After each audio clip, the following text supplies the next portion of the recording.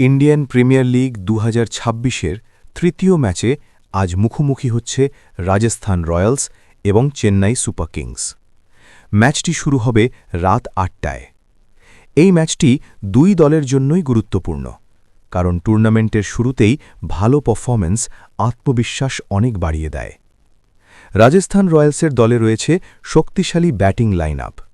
ওপেনিংয়ে আক্রমণাত্মক শুরু দিতে পারে তাদের ব্যাটসম্যানরা।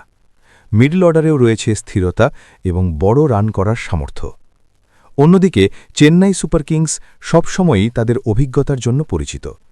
তাদের দলে রয়েছে এমন কিছু খেলোয়াড় যারা ম্যাচের পরিস্থিতি খুব ভালোভাবে সামলাতে পারে।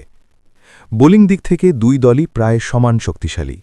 রাজস্থানের পেস আক্রমণ যেমন ভালো, তেমনি চেন্নাইয়ের স্পিন আক্রমণ ম্যাচে বড় ভূমিকা রাখতে পারে।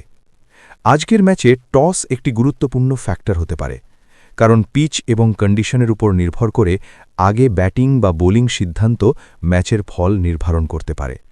যদি রাজস্থান প্রথমে ব্যাটিং করে, তাহলে ১৭০-১৮০ রান একটি ভালো স্কোর হতে পারে। আর চেন্নাই যদি রান তাড়া করে, তাহলে তাদের অভিজ্ঞ ব্যাটসম্যানরা ম্যাচ ঘুরিয়ে দিতে পারে।